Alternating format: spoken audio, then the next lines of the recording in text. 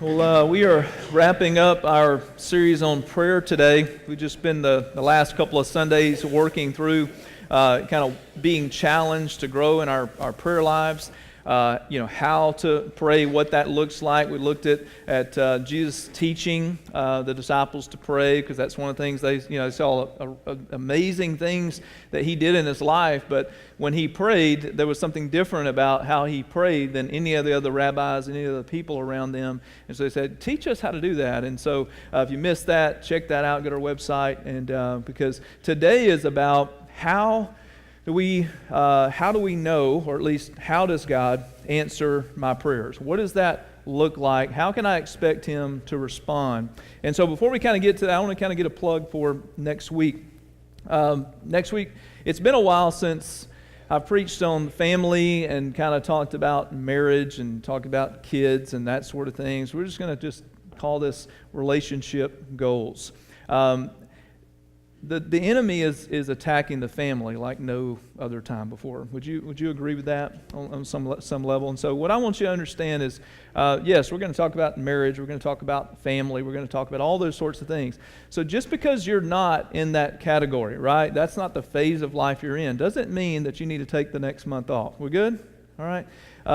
We're going to talk about all sorts of relationships and what that looks like. And even if that's not something you feel like, maybe it's a way for you to even help us partner in praying for how the enemy is attacking. And so I look forward to this series, because I truly believe it's going to be something that maybe God uses in a pretty powerful way for whatever relationship you're in, and however healthy it may be, that we can all be healthier in any of those relationships.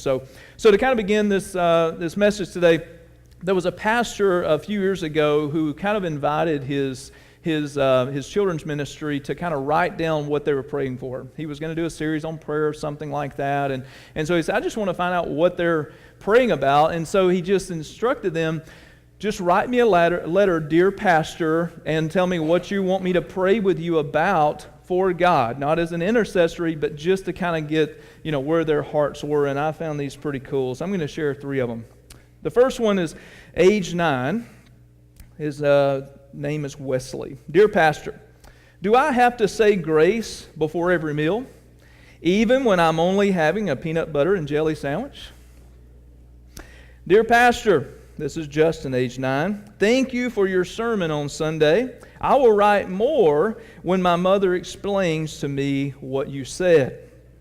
And then lastly, Jackie, age 9. Dear pastor, we say grace every night before we eat dinner, even when we have leftovers the night before. So I don't know what counts, what contradicts prayer. If you've already blessed that meal and you're having it again, because you warmed it up in the microwave, does it mean you have to bless it again? Do you bless the chips and the salsa if you're going to go to a Mexican restaurant today? I don't know if you look down on me, but I say the blessing when the food arrives. Any judgment? I don't know. You may pray before you walk in the door. I don't know. Depending on maybe where you're eating. Do you bless the fries before you partake of the burger? All these sorts of rules we kind of put on this, right? But ultimately, it's about praying and communicating with God. That's what prayer is. It's about me having a relationship with Him, me being gut level honest with Him, me being willing to come to Him, because He already knows what I'm dealing with. He already knows what I'm burdened by. And so what you're praying about matters to God. He wants to know what you're burdened by. He longs to hear you say it, because He already knows. He just wants you to admit it. He wants you to bring Him in to that situation. He wants you to bring Him into that storm or that season that's difficult.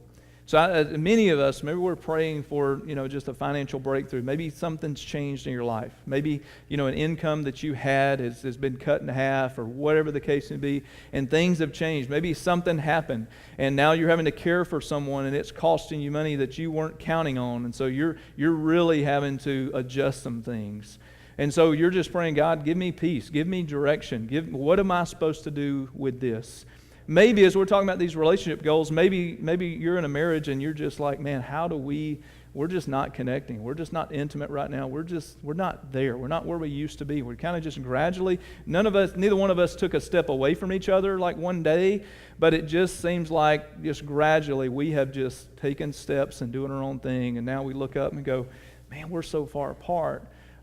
You're praying for a child that just isn't where they need to be, so your just heart is breaking for them. Maybe, and I know some of you are praying for healing.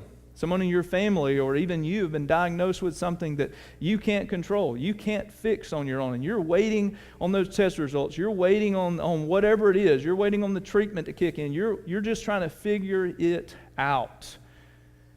So there's a lot of things we're praying for, right?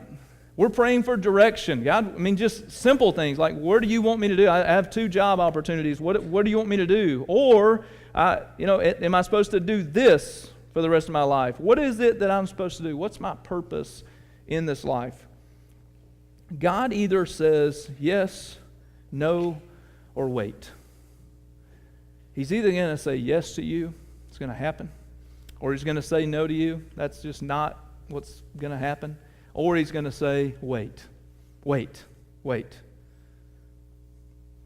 Oftentimes he answers through other people. He answers through his word. He answers through maybe a worship song, as Jennifer talked about. You guys just prayed, right? We just prayed together corporately, lifting up praises to Him. He's going to answer your prayers sometimes in a biblical community. Hopefully, you're not just worshiping God in pews. Hopefully, you found a circle to worship God in, whether it's a Sunday school class, a home group, or something, some kind of Bible study, some type of group together that you're meeting not just for fun, you're meeting not just playing 42, you're meeting not just to shoot hoops or whatever, but somewhere in there, you're bringing God into that circle and that community somewhere. And God sometimes is going to speak in that. In fact, God is always working and He's always speaking.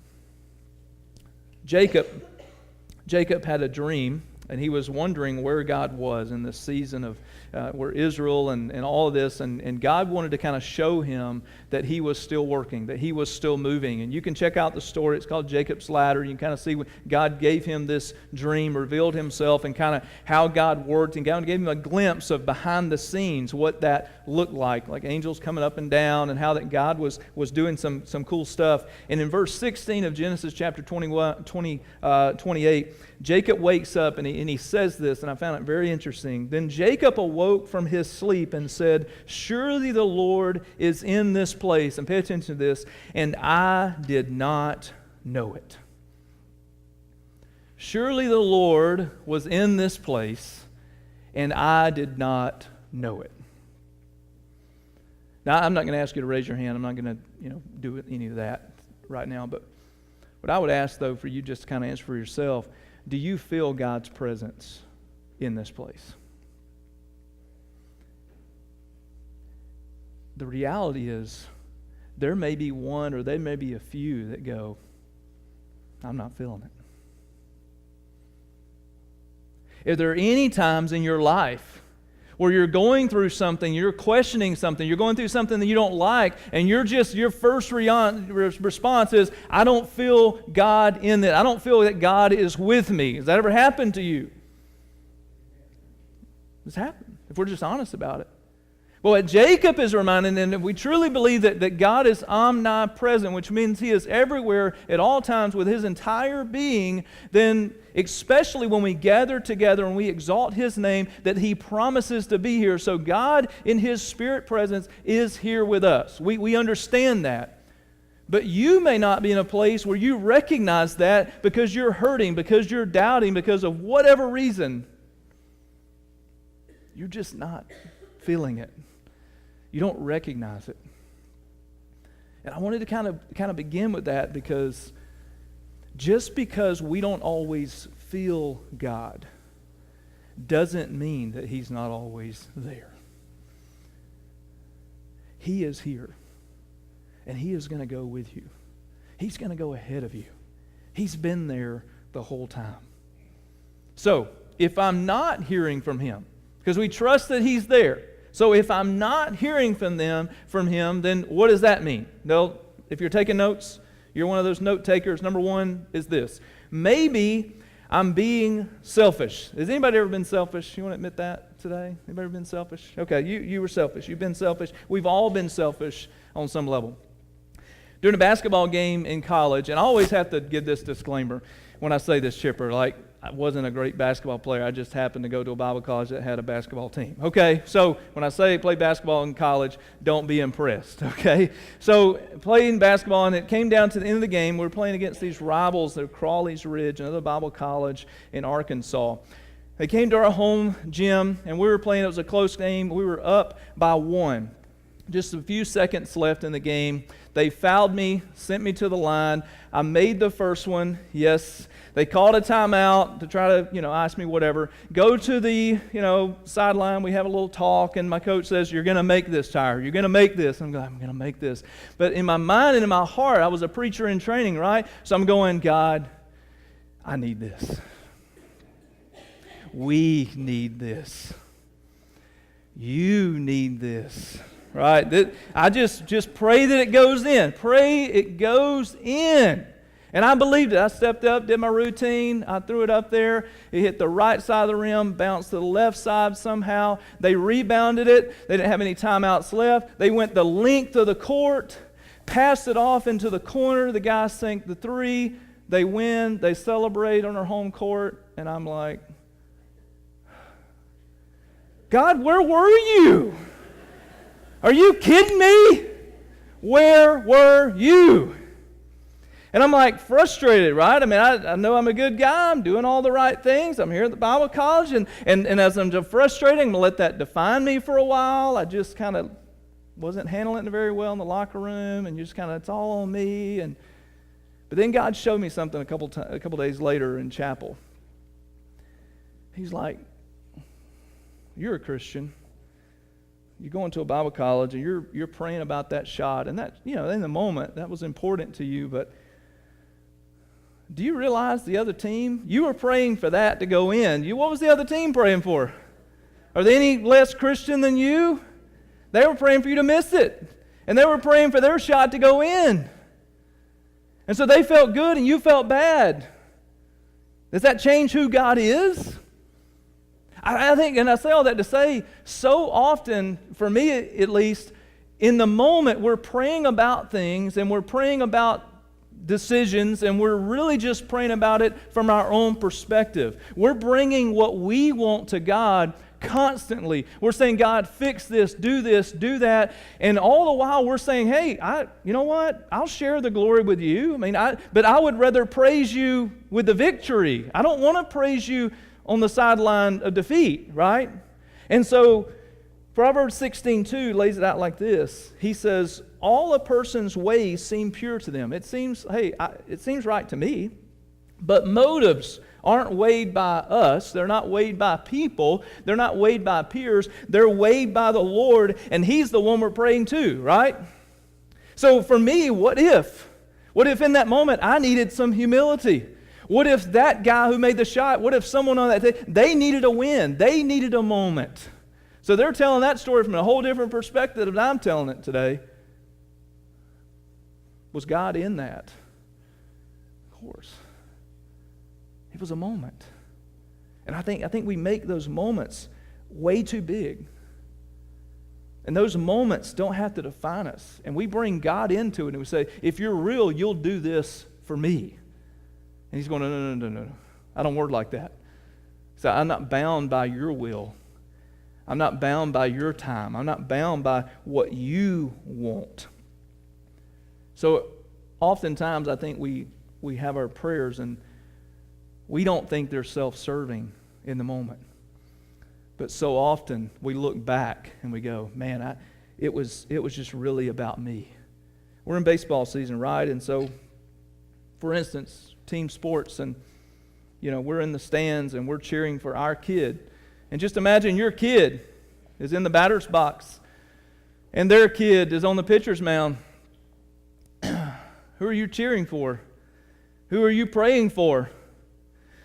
My boy is 0 for 10. He really needs this, Lord.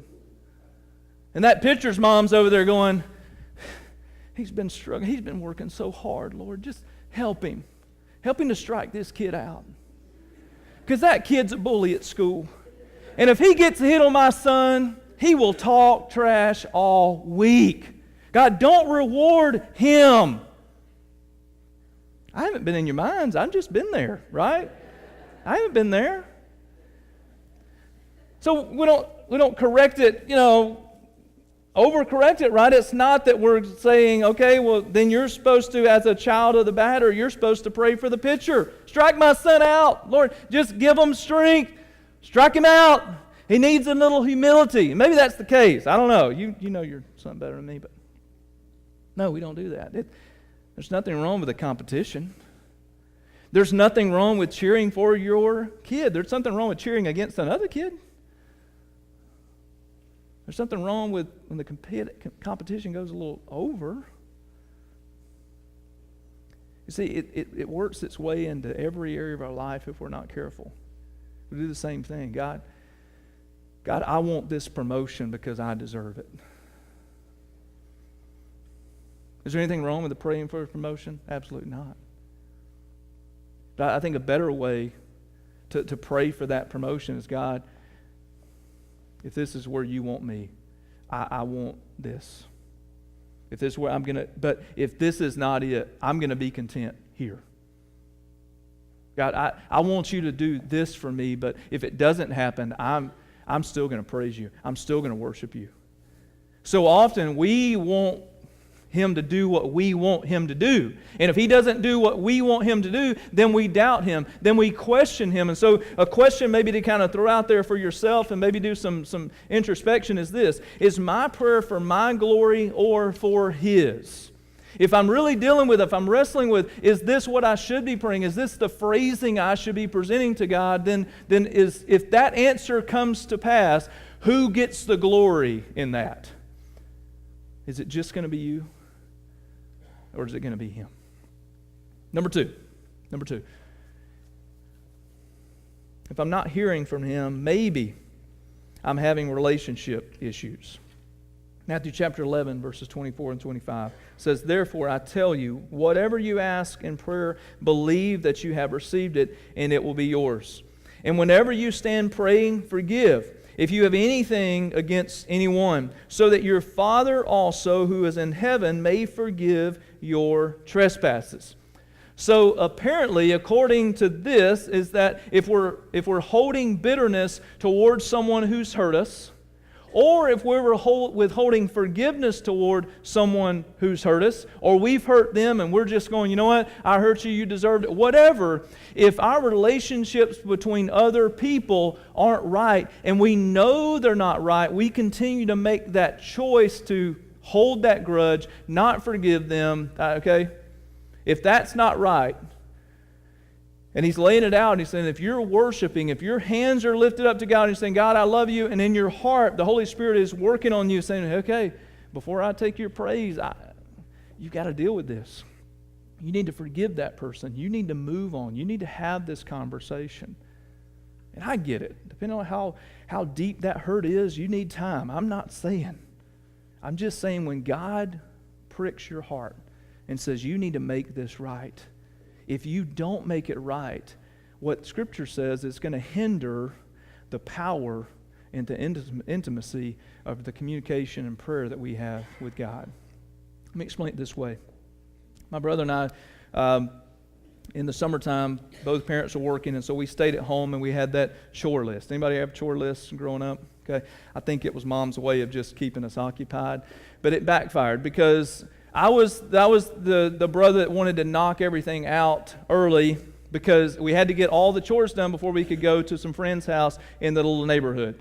And so they would come over and they knock on the door, well, Stephen's not done with the chores yet. And so then I would call Mom and I would say, Mom, he's not done with the chores yet and I want to go play. And she'd be like, don't call me at work again. And then I'd go to Stephen, hey, let's do this. And I was the big brother, so, I did some stuff and, that were just mean to him and say, this is what you need to do. You need to fix this. You need to do this. And I'd make him mad. He'd call Mom, Brian's picking on me, he's bullying me, he's doing all this kind of stuff, and we're like, Mom said, don't call me at work. And then that goes on and on throughout the week. You have a different look and perspective of your pastor now. So all this is kind of happening through the week, but then there was something that Friday that we both wanted to go to, and we were planning to go to. And so during the week, we're doing the same thing every day. I'm getting my stuff done. I'm frustrated at him not getting his stuff done. I end up helping him, and we finally get it done as Mom and Jimmy are driving up.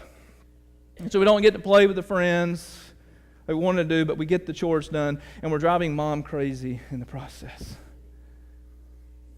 So they get home Friday. We're getting ready to go do whatever it was that we wanted to do. And they said, no, you're not going to do what you planned to do. And then we throw a fit, like, why? It's not fair. You're this and that. No. I want you to understand, and it went like something like this. It says, well, your lack of love toward us and each other trumps your completion of your chores. So until you start getting along better with one another, it doesn't matter how much you do to help out around here, you'll be staying home with us every weekend.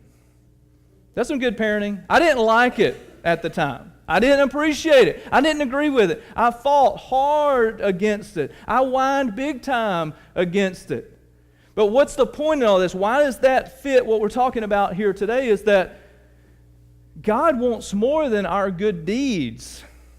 We think, well, I'm doing good things for God most of the time. I slip up, I'm here and there, but for the most part, I'm good. I'm better than so-and-so. There's always somebody we can compare ourselves to. I'm better than. And so that's how we classify ourselves. And so we go to God and say, God, do this for me. Whatever, I want to have fellowship with you. Talk to me. I want to hear from you. And we're just not sensing it. But what if, maybe what if just what my mom and my stepdad did for me in that? And the lesson that I took from it is that it doesn't matter how good I am. If I'm not loving people, then apparently I'm not loving God right. See, Jesus even said that to his disciples, that people will know who you are. They're going to know you're my disciples by how much you argue with one another. Is that what he said? People are going to know you're my disciples at how competitive you are with one another. Is that what it said? No. People are going to know you're my disciples by how much you love one another. So maybe, just maybe, we're not hearing from God because we're not right with people. There's relationship issues that we need to resolve. Number 3, and finally, maybe God has something different for me. Even when our relationships are right, our motives are pure, our faith is strong, we believe God for big things, God's plans always trump our plans. In 1 John chapter 5, 14, 15 says this, this is the confidence we have in approaching God, that if we ask anything according to His will, He hears us. So that's the promise we have. He's listening. He's always listening. And if we know that He hears us, whatever we ask, we know that we have what we asked of Him. So there are times in our life that we're praying for more. There are times we feel like, okay, I just need more, I want more. But what if, for instance, and I'm not against you having a new car, I'm not against me having a new car, it's not about that. But what if in that pursuit of a new ride, God says in that time, He says, no, just wait. Because remember, sometimes He says yes, sometimes He says no, and sometimes He says wait. What if He's saying, no, put a halt. I'm not giving you a peace about this because I want something different for you. Maybe there's something on the horizon that you don't know about. Financially speaking, that He's saying, just wait, trust me, the time's going to come. And I've been there. I've been on the other side. I've been on the wise decision side where I got far enough ahead and I was like, man, thank you, God, for helping me. And I've been on the other side where I pulled that trigger way too soon before the peace of God came, and I pulled the trigger, and a year later I'm going, man, I wish I hadn't have done that. Anybody relate to me? Okay. So, if we don't have a peace about it, what if God is saying, instead of you getting more right now, instead of you getting something better right now, what if what I want for you, you already have? What if God has already answered what I want? He's already provided what I'm asking of Him. His will is not for me to get that. His will may be for me to be content with this. I don't know, maybe there's a young lady in the house, so, when you've been there, you believe that this guy is the guy. And you're praying, God, He's the guy. Thank you for sending me the guy. This is the one. But you don't have a peace about it. And your friends are telling you, man, I don't know. Your parents are, I don't know. But you believe, you're hoping for this is the guy. What if God hasn't given you the peace because there's another guy? And I'm not saying if you're here with the guy you're with, I'm not saying leave the guy. I'm just saying just have a peace about it. You know what I'm saying? Don't leave here going, Pastor said we need to break up. That's not what I said. You need to break up. But the reality is if I don't have a peace about the decisions I'm making, if I don't have a peace about the path that I'm walking, if I don't have a peace about my next step, then the wisest thing I can do as a believer is wait right here. If God hasn't given me His permission, He hasn't given me the confidence, He hasn't made that next step clear, why would I step down if I don't know what's there? If He hasn't given me a peace and a confidence, okay, this is where I'm leading you. What if? What if He wants something different for you? What if what you are wanting you really already have? There's a thought I'll leave you with this. If you'll let your need drive you to God, God will meet your deepest need. You see, our deepest need, we may think our deepest need is for God to fix this problem.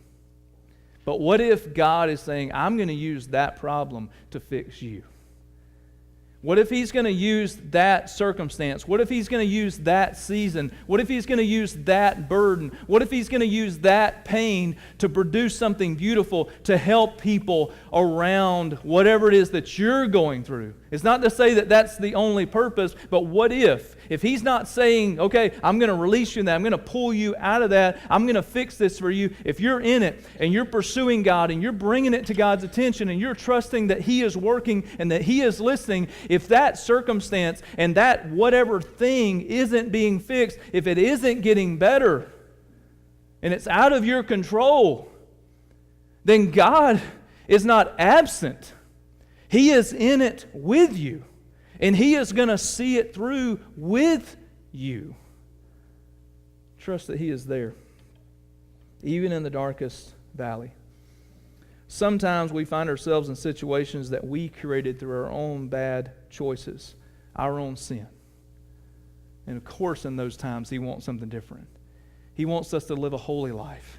He wants us to walk away from sin. He told the lady that He healed, He said, go and try not to sin anymore. He said, go and sin no more. Go and leave that lifestyle. Go and leave that life. Go and leave those friends. Go and leave those men who are using you. Leave them. Leave that life. And if He said that, He's going to give us the power to do that.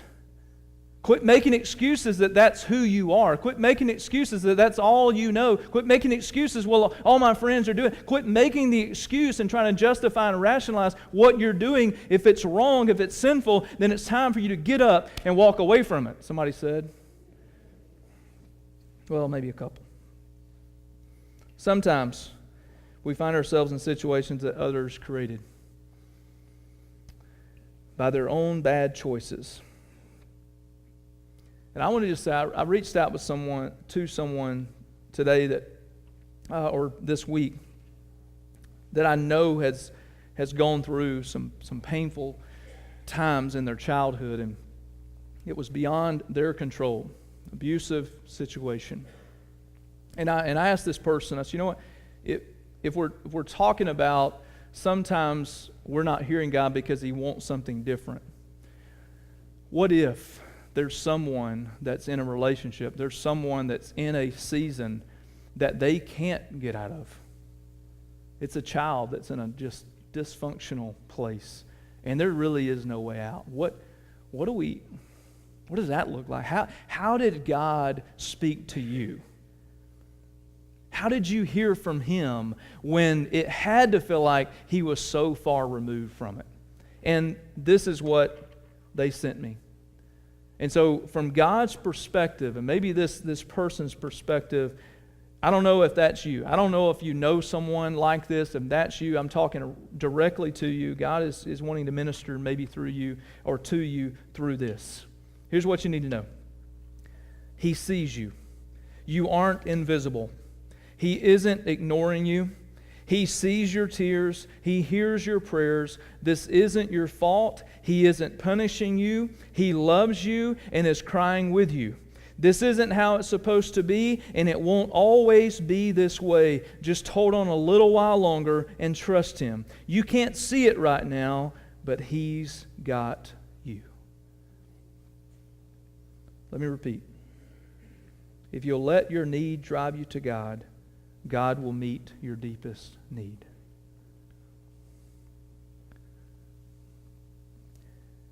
I'm trying to be very careful in explaining this and throwing this out there because I don't want to mess up theologically, but I'll just say this.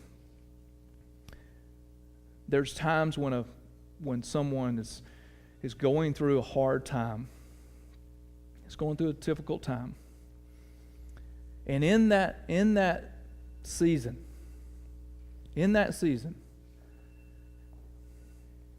people rally around them in such a way that it reminds you of what God is doing, and that we wonder, do people care? And then we walk through something and we wonder, and then people just rally around and they just circle up and huddle up, and then you're reminded of how not just good God is, but you're reminded of how good your community is. Trust that He is working. Trust that He is speaking. Maybe we're not hearing from Him because we expect Him to say something that He's not saying. But do we trust Him? Do we trust Him? Do we trust that what's happening, He's got it? He's got it.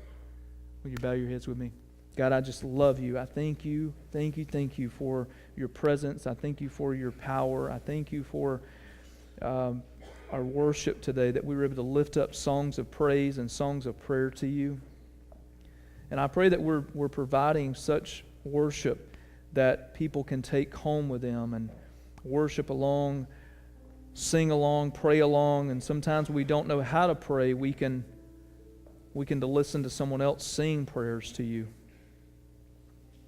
So help us to be reminded that it really is just about talking to You and taking time to listen to what You have to say. Not sure what we're bringing to You today. I don't know each heart, I don't know each mind, but You know. You know there are times we're selfish and we need to be more selfless. You know there are times that You're wanting something different for us, and so we need to trust that sometimes You say wait, and sometimes You say no to that. So help us to be content. Help us to grow. Help us to trust You. If you're here today and you have yet to trust Jesus for salvation, that's where it begins. You don't know Him as your personal Savior. Maybe today is the day where you make that decision to say yes to Jesus, yes to His forgiveness, yes to His grace, so you truly can have peace everlasting. If you're here today and you want to trust Jesus for salvation, I'd love to pray with you if you just lift your hand. Anyone here today?